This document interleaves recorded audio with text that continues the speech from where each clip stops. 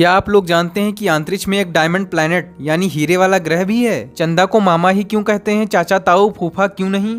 SIM card एक कोने से कटा क्यों होता है? मच्छर रात के अंधेरे में भी इंसान को कैसे आसानी से ढूंढ लेते हैं? मुकेश अंबानी की सबसे महंगी चीज क्या है? इस वीडियो में हम ऐसे 10 अनोखे फैक्ट्स की बात करेंगे। तो hello, this is Abhinav Kashyap and let's begin. इसके पीछे दो मेन रीजन है। नंबर 1, पौराणिक कथाओं के अनुसार जिस समय देवताओं और असुरों के बीच में समुद्र में मंथन हो रहा था, उस समय समुद्र के अंदर बहुत सारे तत्व निकले थे।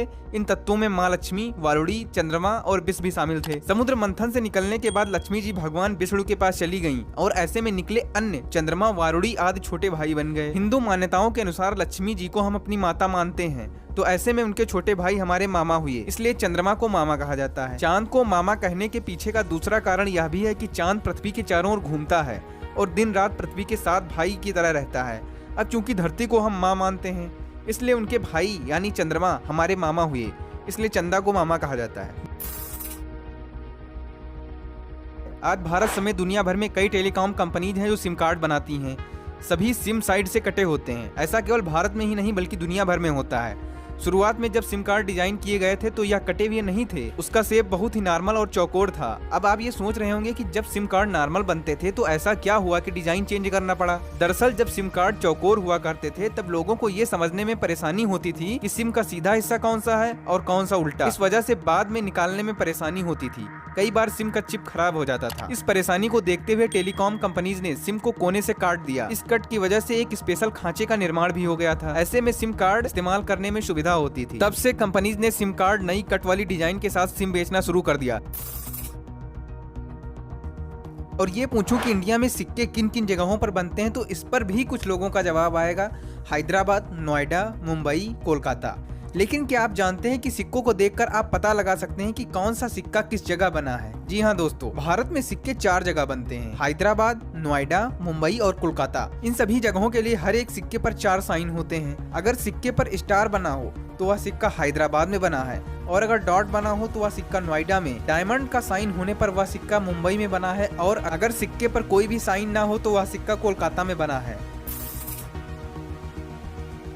दोस्तों, असल बात तो ये है कि मच्छर हमें काटते नहीं हैं बल्कि हमारा खून चूसते हैं। आपको जानकर हैरानी होगी कि आसपास मंडराने वाले सभी मच्छर हमारा खून नहीं पीते, बल्कि फीमेल मच्छर ही ऐसा करती हैं। इससे वे अपने अंडों को विकसित और पोषित करती हैं। दोस्तों, मच्छर के अंधेरे में भी आसानी से ढूंढ लेने की वजह है हमारी सांसें। आप सोच रहे होंगे कि वो कैसे? दरअसल जब इंसान सांस छोड़ता है तो उसमें से कार्बन डाइऑक्साइड निकलती है। इसकी गंध ही मच्छरों को खींच कर लाती है। फीमेल मच्छर के सेंसिंग ऑर्गन काफी अच्छे होते हैं। इसके जरिए कोई भी मादा मच्छर 30 फीट से ज्यादा दूरी से भी कार्बन डाइऑक्साइड की गंध को पहचान लेती है। CO2 के अलावा मच्छर इंसानों तक पहुंचने के लिए शरीर की गर्मी, गंध और पसीने जैसे अन्य संकेतों का भी इस्तेमाल करते हैं। दोस्तों, मच्छरों से बचने के लिए आप कौन से तरीके अपनाते हैं? कमेंट बॉक्स में जरूर। दोस्तों, गोल्ड एक ऐसा मेटल है जिसकी वैल्यू हमेशा से रही है। जब सम्राट अशोक का साम्राज्य था तब भी रही थी और आज भी है। अगर आप गूगल करेंगे कि दुनिया में किस कंट्री के पास सबसे ज्यादा गोल्ड है तो अमेरिका आपको टॉप पे मिलेगा और इंडिया 9th स्पॉट पर। लेकिन दोस्तों, ये गोल्ड रिजर्व इन सभी देशों के सेंट्रल बैंक के पास हैं, जैसे इंडिया में RBI और USA में फेडरल रिजर्व। लेकिन क्या आप जानते हैं कि इंडियन पब्लिक के पास इतना गोल्ड है कि अगर आप दुनिया की टॉप 10 गोल्ड रिजर्विंग कंट्री का गोल्ड इकट्ठा करेंगे तो उससे भी ज्यादा होगा और लगभग पाकिस्तान की इकोनॉमी के बराबर। जी हाँ दोस्तों, वर्ल्ड गोल्ड काउंसिल के द्वारा 2019 में एक स्टडी की गई। इसमें बताया कि इंडियन पब्लिक के पास कुल 25,000 टन गोल्ड है, जिसकी रुपये में बात करें तो होते हैं 110 लाख करोड़ रुपए, यानी 1.1 ट्रिलियन डॉलर, जो पाकिस्तान की GDP के बराबर है। दुनिया का 11% गोल्ड इंडियन हाउसवाइफ के पास है। और दोस्तों, इसमें से मंदिरों के गोल्ड को इंक्लूड नहीं किया गया। आपके हिसाब से इंडियन मंदिरों में कितना गोल्ड है? कमेंट करके जरूर बताएं। बुर्ज खलीफा 1.2 बिलियन डॉलर में बनी दुनिया की सबसे आलीशान इमारत, जिसकी ऊंचाई 828 मीटर है और इसमें कुल 164 मंजिलें हैं, जिसको बनाने में कुल 12,000 मजदूर लगे। आइए जानते हैं इस दुबई की इस आलीशान बिल्डिंग के बारे में कुछ इंटरेस्टिंग फैक्ट। नंबर 1, बुर्ज खलीफा को शुरुआती दिनों में बुर्ज दुबई के नाम से जाना जाता था, लेकिन बाद में दुबई के राष्ट्रपति बिन जायद अल के सम्मान में इसका नाम बदलकर बुर्ज खलीफा कर दिया गया। नंबर 2, बुर्ज खलीफा को बनाने के लिए 5 A380 एयरक्राफ्ट के वजन के बराबर एल्यूमिनियम और 1 लाख हाथियों के वजन के बराबर कंक्रीट का इस्तेमाल किया गया। नंबर 3, इस इमारत में कुल 304 होटल, 900 अपार्टमेंट और 58 लिफ्ट हैं। इसमें 2957 गाड़ियों को एक साथ खड़ी करने के लिए पार्किंग लॉट्स बनी हुई हैं। नंबर 4, इस इमारत की खिड़कियों को साफ करने में करीबन 3 महीने लग जाते हैं। इस इमारत का बाहरी भाग 2600 कांच के पैनलों से ढका हुआ है, जो इसे धूप और गर्मी से बचाता है। मुकेश अंबानी भारत के दूसरे सबसे अमीर आदमी, जिनकी नेटवर्थ ब्लूमबर्ग की एक रिपोर्ट के अनुसार 94 बिलियन यूएस डॉलर यानी 7.8 लाख करोड़ इंडियन रुपी से भी ज्यादा है। आइए जानते हैं ये कौन सी बेशकीमती चीजों के मालिक हैं। नंबर 1, एंटीलिया। मुकेश अंबानी के पास खुद का 27 मंजिला एंटीलिया हाउस है जो 4 लाख स्क्वायर फीट में बना है, जिसको बनाने में 1 अरब डॉलर यानी 65 अरब रुपए खर्च हुए हैं। Number 2, yacht. मुकेश अंबानी के पास अपना एक पानी में तैरने वाला ओट हाउस भी है जिसका नाम याट है, जो पानी में तैरता हुआ एक 60 मीटर लंबा 30 मीटर चौड़ा कोई महल से कम नहीं है। इसकी कीमत 100 मिलियन डॉलर मानी जाती है। Number 3, Mumbai Indians. आईपीएल के सबसे ज्यादा टाइटल जीतने वाली मुंबई इंडियंस की मालकिन मुकेश अंबानी की पत्नी नीता अंबानी है। फोर्ब्स की रिपोर्ट के अनुसार मुंबई इंडियंस टीम की नेटवर्थ 1.3 बिलियन यूएस डॉलर है। Number 4, Stoke Park. ब्रिटेन के मशहूर कंट्री क्लब और 300 एकड़ में फैले luxury golf resort Stoke Park के मालिक है मुकेश अंबानी, जिसकी कीमत 592 करोड़ है। इस पार्क में जेम्स बॉन्ड की सीरीज की 2 फिल्मों की शूटिंग भी करीब 900 साल पुराना बताया जाता है। हालांकि अलग अलग कंपनीज के सिलेंडर में ये छेद डिफरेंट साइज के हो सकते हैं। सिलेंडर में छेद होने का अहम कारण यह होता है कि सिलेंडर के निचले हिस्से में पानी या फिर नमी ठहरने का खतरा सबसे अधिक होता है और इस छेद के कारण निचले हिस्से की तरफ हवा का वेंटिलेशन बना रहता है।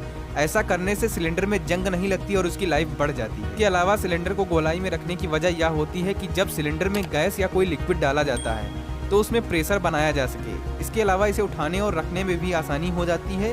वही गोल आकार के कारण इसका ट्रांसपोर्टेशन भी आसान हो जाता है।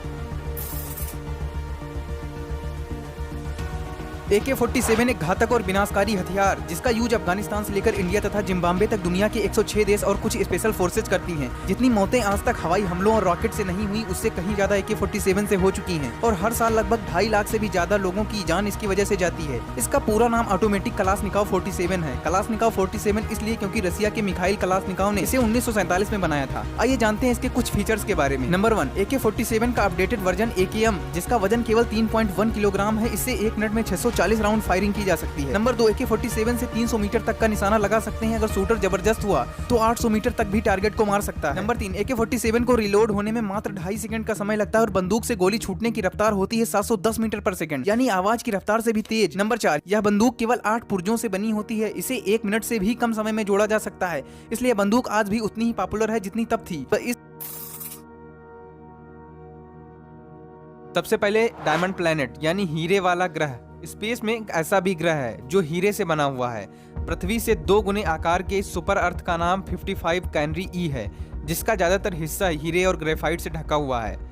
अब बात करेंगे ब्लू सनसेट की। काफी लोग खूबसूरत सनसेट देखने के लिए पूरी दुनिया घूमते हैं, लेकिन क्या आपको कहीं ब्लू कलर का सनसेट देखने को मिला है? खैर, ये देखना धरती पर तो मुश्किल है, लेकिन नासा के वैज्ञानिकों की माने तो अपने सोलर सिस्टम के रेड प्लैनेट यानी मंगल ग्रह पर सनसेट का रंग नीला होता है। दोस्तों, आप लोग डायमंड प्लैनेट को देखना पसंद करेंगे या फिर ब्लू सनसेट को? कमेंट बॉक्स में जरूर बताएं और ऐसे ही इन्फॉर्मेटिव और नॉलेजेबल वीडियो पाने के लिए वीडियो को लाइक करें और चैनल को सब्सक्राइब करें।